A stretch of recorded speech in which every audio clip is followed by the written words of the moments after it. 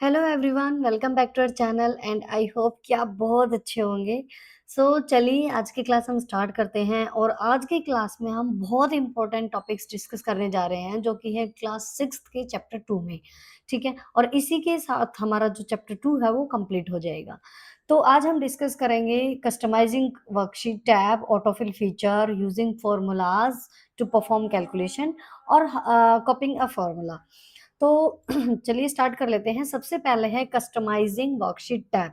जो हमारी ये वर्कशीट है और जो नीचे हमारे ये वर्कशीट टैब है, क्या हम इसको कस्टमाइज कर सकते हैं? यस, तभी तो ये टॉपिक है, ऑब्वियसली हम इसको कस्टमाइज कर सकते हैं। तो जैसे हमारे पास जिसमें मैंने ये क्लास 6 की ये जो हेडिंग डाल रखी है, यहाँ पे साइड में टॉपिक्स है, बीच में जो टेबल बना रखी है, ये हमारी वर्कशीट नंबर 1 है। ठीक है, लेकिन अगर हमें और भी शीट ऐड करनी हो हमारी फाइल के अंदर, तो वो हम कैसे ऐड करेंगे? जैसे शीट 1 के ही साथ में ये जो प्लस का निशान है, यहाँ से हम और शीट ऐड कर सकते हैं। जैसे हमारी जो दूसरी शीट है वो ऐड हो चुकी है शीट 2 के नाम से, और अगर ऐड करनी हो तो शीट 3 के नाम से ऐड हो जाएगी। ठीक है, तो ऐसे ही मतलब एक ही फाइल में हम बहुत सारी शीट्स पे वर्क कर सकते हैं। और इसमें और क्या चेंज कर सकते हैं, जैसे शीट 1, शीट 2, शीट 3 ऐसे नाम से ये शीट्स आ रही हैं। कई बार क्या होता है कि जैसे बहुत सारे डाटा हमें सेव करना होता है एक ही फाइल के अंदर, ठीक है? लेकिन कौन-सा डाटा किस चीज़ का है और क्या कुछ है, उसको याद रखने के लिए थोड़ा-सा हम नीचे जो शीट्स हैं, उनका नाम भी चेंज कर सकते हैं।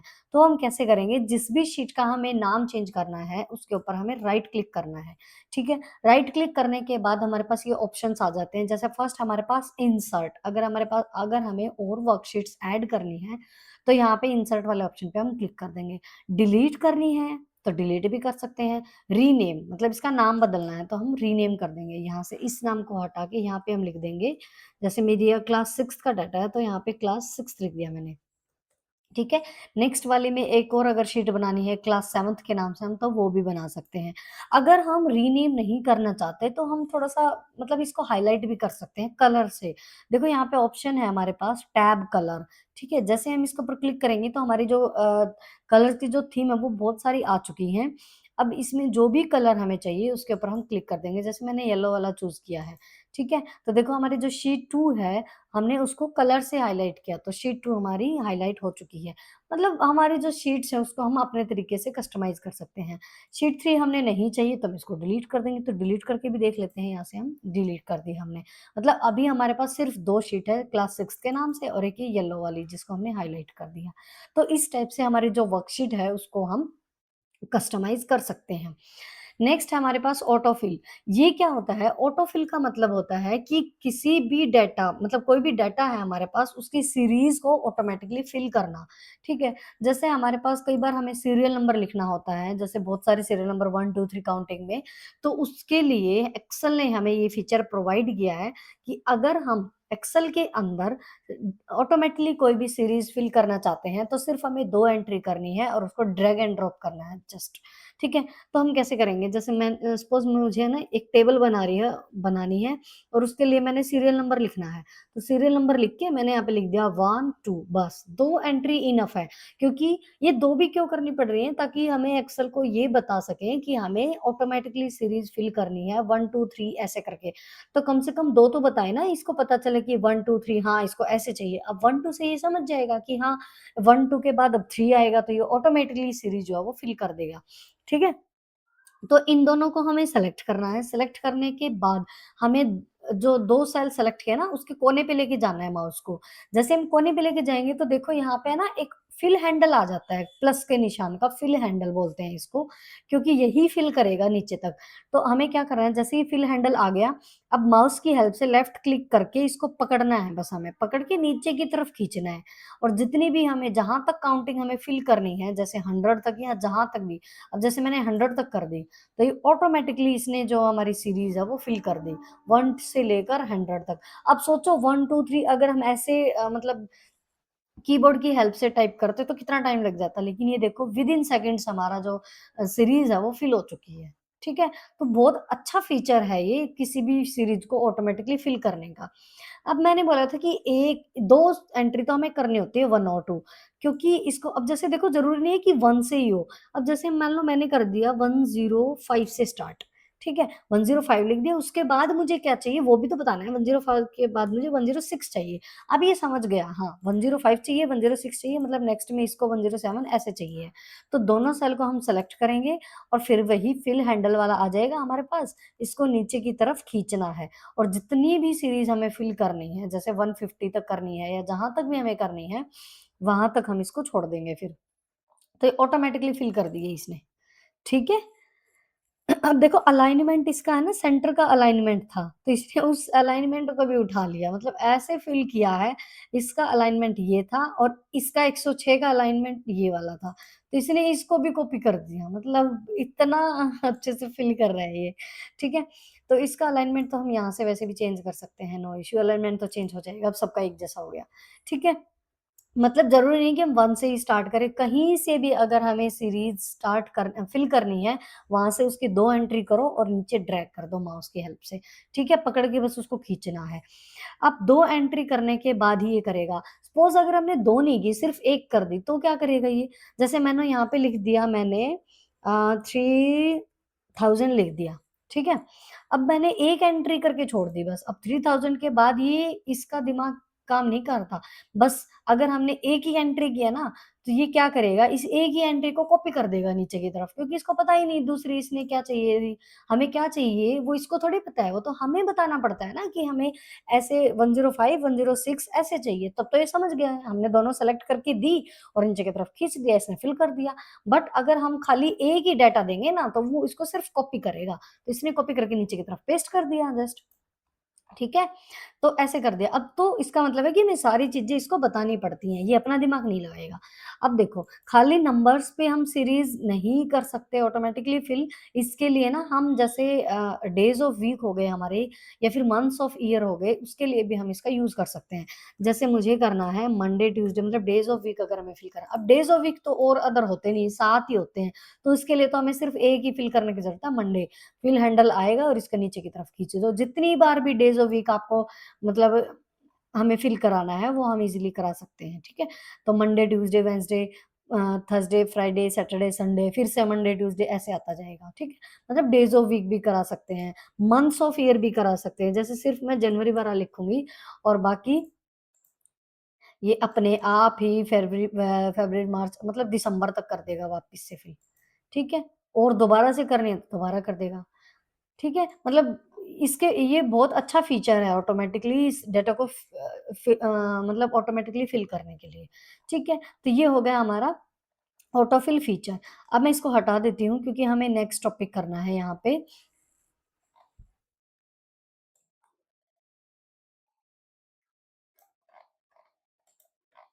इसको तो रहने देते हैं चलो। हुँ। उसके अब है हमारे पास next topic using formulas to perform calculation. अब कैलकुलेशन के लिए हम फॉर्मूलाज़ कैसे परफॉर्म करेंगे? एज़ यू कैन सी मैंने एक टेबल बना रखी है बिल की, ठीक है? इसमें आइटम नेम है कुछ, प्राइस है उनका और क्वांटिटी है और उन क्वांटिटी मतलब जितना प्राइस है और जितनी क्वांटिटी हमें चाहिए उसके लिए हमें कितना बिल देना पड़ेगा, अमाउंट टू बी पेड, इसके लिए हमें फॉर्मूला लगाना है। तो वो हम कैसे करेंगे? जैसे आइटम नेम में हमारे पास कैलकुलेटर है फर्स्ट, कैलकुलेटर का प्राइस ₹200 है, एक कैलकुलेटर का 200 है, ठीक है? एक कैलकुलेटर का 200 है और क्वांटिटी हमें चाहिए 20 मतलब 20 कैलकुलेटर हमें चाहिए और एक का प्राइस 200 है। तो ऑब्वियसली हम 200 को 20 से गुणा कर देंगे तो हमारा जो आंसर है वो आ जाएगा। हमें पता चल जाएगा कि 20 कैलकुलेटर के लिए हमें कितने पैसे देने पड़ेंगे, ठीक है? अब इसको रियल लाइफ से समझे तो हम ऐसे भी समझ सकते हैं कि हमें एक आइसक्रीम लेनी है ₹10 की, ठीक है? एक आइसक्रीम ₹10 की है, ठीक है? तो 2 कितने की होंगी? 20 की, 3 कितनी होंगी? 30 की, ठीक है? मतलब हम उसको 10 से मल्टीप्लाई कराते चलेंगे। ऐसे ही अगर हमें 10 आइसक्रीम चाहिए और एक आइसक्रीम ₹10 की है, तो 10 गुना 10 मतलब ₹100 की हो गई हमारी 10 आइसक्रीम, ठीक है? तो ऐसे ही एक कैलकुलेटर अगर 200 का है तो 20 कितने का होगा? तो उसके लिए हम कैलकुलेशन करेंगे मतलब मल्टीप्लाई करेंगे इसको। तो सिंपल मैथ्स में हम कैसे करते हैं?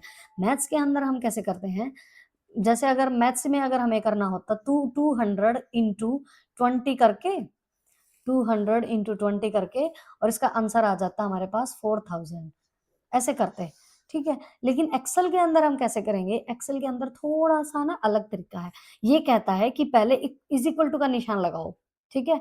ये जैसे हम तो पहले मैथ्स में पहले तो हम ऑपरेटर्स लिखेंगे मतलब ऑपरेंड्स लिखेंगे, बीच में ऑपरेटर होता है ये कि क्या करना है, मल्टीप्लाई करवाना है या प्लस कराना है, वो लिखेंगे। फिर दूसरा ऑपरेंड लिखेंगे और फिर इज़ इक्वल टू का निशान लगा के उसका आंसर लिखेंगे। लेकिन एक्सेल के अंदर क्या होता है, ये कहता है पहले इज़ इक्वल टू का निशान लगाओ, ठीक है? उसके बाद 200 लिखो। उसके बाद अगर प्लस कराना है तो प्लस का निशान, मल्टीप्लाई कराना है तो मल्टीप्लाई का निशान। अब हमारे कीबोर्ड में मल्टीप्लाई ऐसे वाला जो है ऐसा नहीं होता, ये स्टार जैसा कुछ होता है, ठीक है? तो ये हम यूज़ करेंगे मल्टीप्लाई वाली जगह और उसके बाद हम 20 लिखेंगे और फिर इतना लिखने के बाद हम प्रेस करेंगे एंटर की, ठीक है? जैसे ही हम एंटर की प्रेस करेंगे, एक्सेल जो है वो अपने आप कैलकुलेशन करके हमें दे देगा। जैसे कैलकुलेटर होता है ना, ऐसे ही एक्सेल एक टाइप से कैलकुलेटर की तरह ही काम करेगा हमारे लिए, ठीक है? तो चलो हम करके देख लेते हैं। जैसे हमने यहाँ पे लिखा सबसे पहले इज़ इक्वल टू उसके बाद लिखा हमने 200 और फिर लगाया मल्टीप्लाई का निशान, शिफ्ट के साथ 8 दबाना है, ठीक है? उसके बाद हमने लिख दिया 20 और फिर क्या करना है एंटर की, तो एंटर की हमने प्रेस कर दी, तो देखो 4000 हमारा आंसर आ गया। ठीक है? अब देखो, अब हमने कैलकुलेटर का तो निकाल लिया, दूसरा हमारे एलईडी का है। एलईडी में 50,000 का मतलब 50,000 रुपए का एक एलईडी टीवी है और हमें चाहिए 25 तो सोचो कितने पैसे लगेंगे? उसके लिए हमें यहाँ पे कैलकुलेशन करनी है। अब सपोज़ हमारे पास तो ये छोटी-सी टेबल है, सब पे हम ऐसे फ़ॉर्मूला लगा लेंगे इज़ इक्वल टू करके। लेकिन सपोज़ करो कि बहुत बड़ी टेबल हमारे पास, बहुत सारा डाटा है, हज़ारों कैलकुलेशंस हमें करनी है। या क्योंकि यहाँ पे तो मैंने सिर्फ़ 5 ही आइटम लिख रखे हैं। सपोज़ करो हमारे पास बहुत सारी चीज़ें हैं और उनकी कैलकुलेशन इज़ इक्वल टू का निशान लगा के अगर हम ऐसे करते रहे, तो भी वो बहुत टाइम लगा देगा। तो हमें थोड़ा-सा स्मार्टली काम करना है। हमें एक्सेल ने एक और अच्छा फीचर दिया है। इससे हम क्या करेंगे कॉपी पेस्ट कर लेंगे हमारे फ़ॉर्मूले को, ठीक है? और वो कैसे करेंगे सिंपल या तो हम यहाँ से होम टैब पे जाके इस सेल को कॉपी यहाँ से कर सकते हैं। यहाँ से कॉपी किया और बाकी की जहाँ पे जितनी भी कैलकुलेशन करनी है, सारी सेल को सेलेक्ट करके हम पेस्ट कर देंगे। तो हमारी बाकी की जो कैलकुलेशंस हैं 1 सेकंड फ़ॉर्मूला कॉपी नहीं हुआ। 1 सेकंड। अच्छा, ये इसने 4000 को कर दिया, ऐसे नहीं।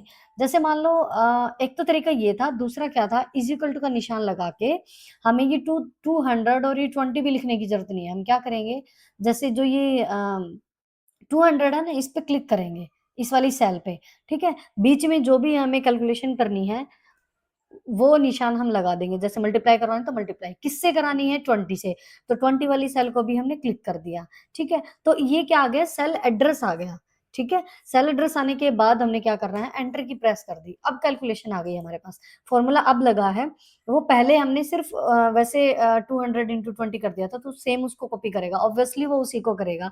ये कॉपी जब करेगा ना तो कैलकुलेशन ये बाकी की तब उठाएगा जब हम ये सेल वाला एड्रेस सेल जी सेल का एड्रेस होता है ना, जैसे मैंने 200 पे क्लिक किया था तो एच और ये कितना है यहाँ से 10 H10 आ गया था। H10 की और I10 के साथ मल्टीप्लाई करवा दी इसने।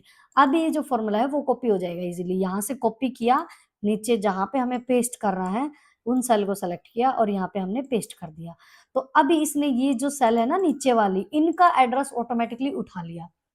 चलो इससे आपको ये पता चल गया कि हाँ, क्योंकि आप ये भी तो गलती कर सकते थे ना, जैसे अभी मैंने की कि सीधा 200 इंटू 20 करके और उसको कॉपी पेस्ट कर दिया।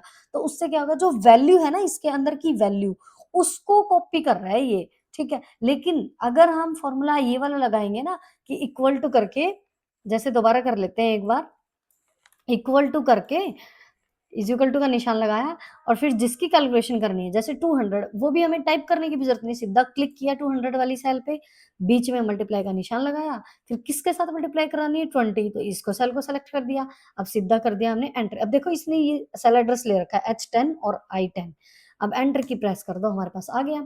तो सिंपल अब फिल हैंडल वाला भी यूज़ कर सकते हैं हम, जैसे कोने पे लेके गई, वही प्लस वाले निशान आ गया, इसको नीचे की तरफ खींच दो, तो वही सेम कैलकुलेशन आ जाएगी, ठीक है? तो मतलब वो तब उसने क्या किया था वैल्यू को कॉपी किया था। लेकिन अब इसने क्या किया है जो हमने फ़ॉर्मूला लगाया था उसको कॉपी पेस्ट किया है, फ़ॉर्मूले को। तो फ़ॉर्मूले को जब इसने कॉपी किया वो क्लिपबोर्ड पे सेव हो गया, उसके बाद इसके बाकी के जो सेल एड्रेस है ना वो इसने ऑटोमैटिकली उठा लिए और कैलकुलेशन करके हमें दे दिया। ये तो छोटी-सी टेबल थी तो हमने कर लिया ईज़िली। या वैसे भी कर सकते थे हम सब पे फ़ॉर्मूला लगा के, लेकिन ये इसलिए होता है कि हमारा काम बहुत जल्दी हो जाए और अगर हमारे पास बहुत सारा डाटा है तो उसकी कैलकुलेशंस करने के लिए हम सीधा फ़ॉर्मूला वगैरह अप्लाई कर दें। ठीक है? एक चीज़ हमें यहाँ पे और समझनी है, जैसे मैथ्स के अंदर हमारे पास क्या होता है मैथ्स के अंदर जो हम रूल सीखते हैं ना बोर्ड मास वाला, ऐसे ही हमारे पास यहाँ पे भी एक रूल होता है बैड मास। बस ई और ओ का डिफरेंस है। जैसे हमारे पास मैथ्स में क्या होता है बोर्ड मास, बोर्ड मास। इसकी फुल फॉर्म क्या होती है? B for brackets, O for of, D for division, M for multiplication, A for addition और एस फॉर सब्ट्रैक्शन। लेकिन इसमें कंप्यूटर साइंस में हम क्या पढ़ेंगे? B E D MAS, BEDMAS rule. ठीक है, ये मैथ्स के लिए यूज होता है, ये हमारा कंप्यूटर सिस्टम के लिए यूज होता है। इसमें एक्सेल में जो हम यूज करेंगे सेम है, बस ई और ओ का डिफरेंस है। अब जैसे यहाँ पे बी फोर आ जाएगा ब्रैकेट्स, ठीक है, ब्रैकेट्स, ई फोर एक्सपोनेंशिएशन आ जाएगा यहाँ पे, एक्सपोनेंशिएशन, जिसको हम पावर बोलते हैं, जैसे 2 की पावर 2, 2 की पावर 3, इस टाइप से 2 की पावर 2 मतलब 4 ऐसे करके। ठीक है, डी फोर हमारा डिवीजन आ जाएगा, बाकी का तो आगे का तो सेम है, D for division, M for multiplication, A for addition और एस फॉर सब्ट्रैक्शन। बाकी हमारा सेम है, बस ये ओ यहाँ पे ऑफ था और यहाँ पे ई है, ई की जगह क्या है? एक्सपोनेंशिएशन। ओ की जगह यहाँ पे ई है, बस यही डिफरेंस है इसके अंदर, सिर्फ ये वाला। यहाँ ओ है, यहाँ ई है। ठीक है, तो ये वाला रूल हम इसमें यूज करते हैं। तो ये थे हमारे आज के टॉपिक्स। आई होप कि आपको समझ आए होंगे कि हमने कस्टमाइज कैसे कर सकते हैं, ऑटोफिल फीचर हम कैसे यूज कर सकते हैं, फॉर्मूलाज हम कैसे अप्लाई कर सकते हैं, वैल्यूज भी यूज कर सकते हैं और सेल एड्रेस से भी हम कर सकते हैं, और उन फॉर्मूलाज को हम कॉपी पेस्ट भी कर सकते हैं। ठीक है, तो ये सारी चीजें आज हमने डिस्कस की। अब लास्ट आपके लिए एक क्वेश्चन है, जो हमारा फर्स्ट स्प्रेडशीट सॉफ्टवेयर था ना, फर्स्ट स्प्रेडशीट सॉफ्टवेयर, वो कौन सा था, मतलब उसका क्या नाम था, वो आपको बताना है। ठीक है, कमेंट बॉक्स में। आई होप कि आपको पता होगा, नहीं भी पता है तो आप कहीं ना कहीं से स्टडी करके आप मुझे बताओगे। ठीक है, बाद में हम डिस्कस करेंगे, अगर आपको नहीं पता तो आप कमेंट डाल सकते हो, we will discuss about it. Okay, so I hope कि आपको वीडियो पसंद आई होगी। लाइक शेयर एंड कमेंट जरूर करके बताना, और चैनल को सब्सक्राइब भी कर देना अगर आपने अभी तक नहीं किया है। Thank you so much, have a nice day and take care.